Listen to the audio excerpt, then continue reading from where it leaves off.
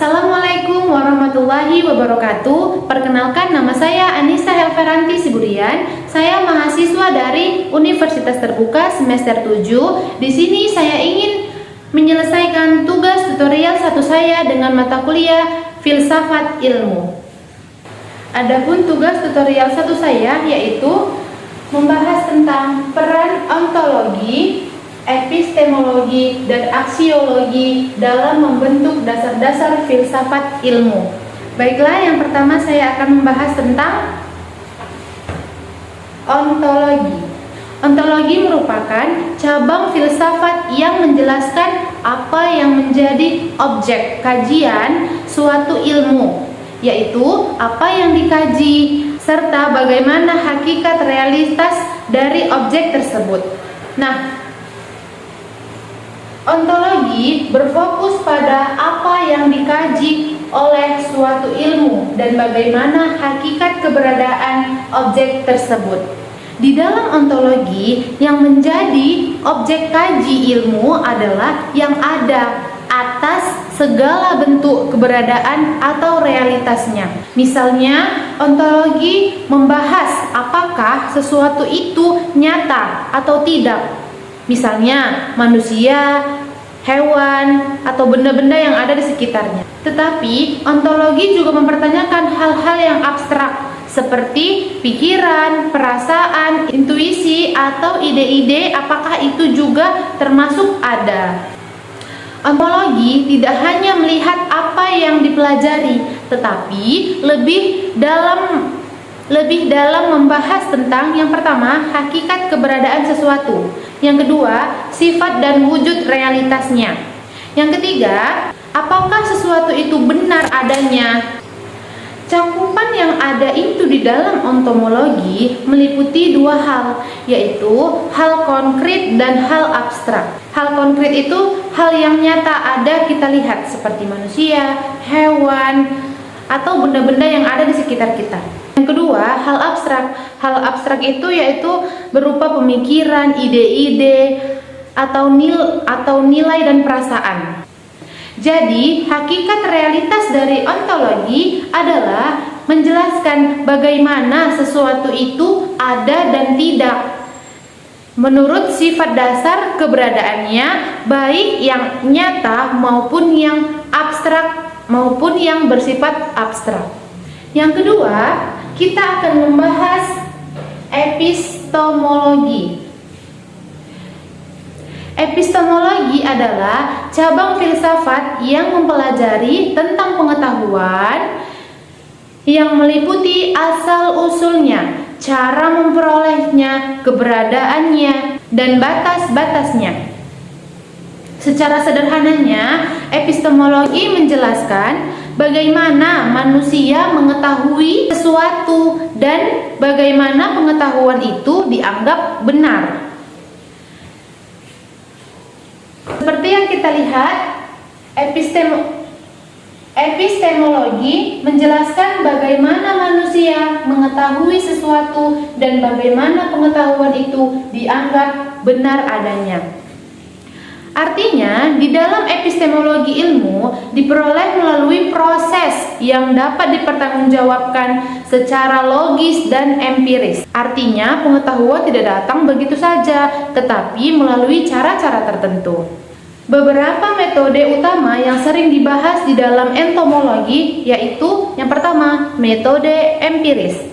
Metode empiris merupakan pengetahuan yang diperoleh melalui pengalaman indera seperti melihat, mendengar, dan mengamati. Cara menguji kebenarannya yaitu dengan dibuktikan melalui observasi langsung. Contohnya, jika suatu tanaman diberi air setiap hari, maka tanaman itu akan tumbuh. Itu bisa dibuktikan dengan percobaan nyata. Nah, itu disebut dengan metode empiris, dengan pengalaman indera, ya, indera penglihatan, pendengaran, dan pengamatan. Metode yang kedua yaitu metode rasional. Metode rasional merupakan pengetahuan yang diperoleh melalui akal dan penalaran logis. Uji kebenaran dari metode rasional ini yaitu menggunakan logika. yang konsisten seperti matematika. 2 ditambah 2 sama dengan 4. Itu benar karena sesuai logika. Itu merupakan metode dari rasional.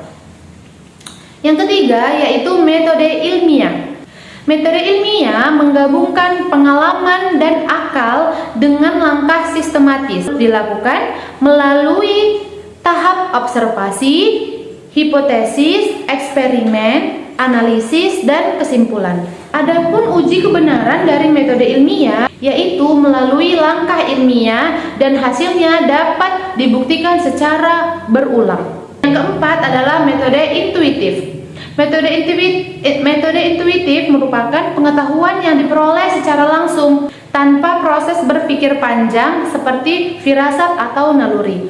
Uji kebenaran dari metode intuitif ini perlu dicek kaji dengan logika atau fakta karena bersifat subjektif. Yang kelima adalah metode otoritas. Metode otoritas yaitu pengetahuan yang diperoleh dari sumber yang dianggap ahli atau terpercaya seperti guru atau buku, tetapi tetap perlu diuji.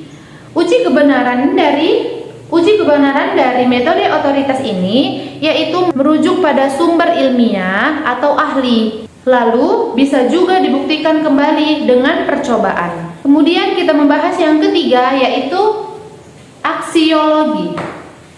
Aksiologi adalah cabang filsafat yang mempelajari tentang nilai, manfaat, dan tujuan penggunaan ilmu pengetahuan. Aksiologi ini berfokus pada nilai dan kegunaan ilmu pengetahuan. Di dalam aksiologi ada 2 fokus utama. Yang pertama nilai dan yang kedua etika.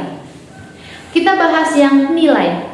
Nilai dalam aksiologi merupakan nilai yang berkaitan dengan apa yang dianggap penting atau berharga oleh manusia.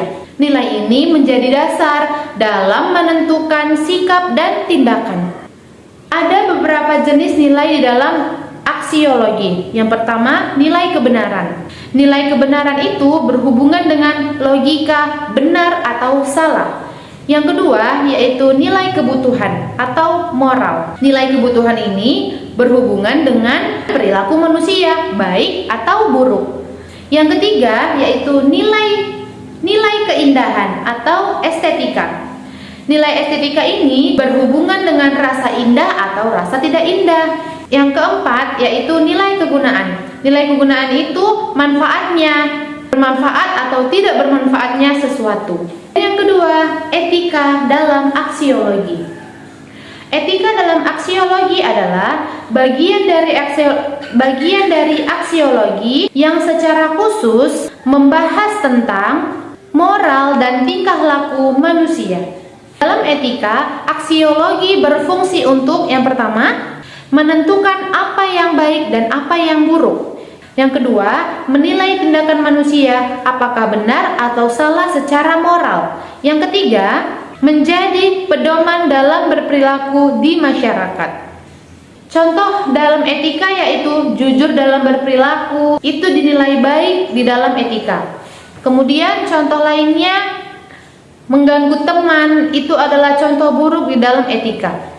Adapun tujuan dari penggunaan ilmu dalam perspektif aksiologi adalah memastikan bahwa ilmu tidak hanya dipahami, tetapi juga digunakan berdasarkan nilai dan etika demi kebaikan hidup manusia.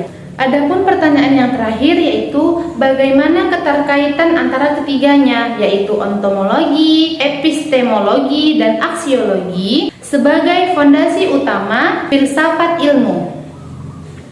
Baiklah, seperti yang sudah kita bahas, yang pertama, ontologi itu mempertanyakan apa yang dikaji, membahas tentang hakikat realitas atau objek ilmu. Artinya, apa yang menjadi fokus kajian suatu ilmu dan bagaimana keberadaannya.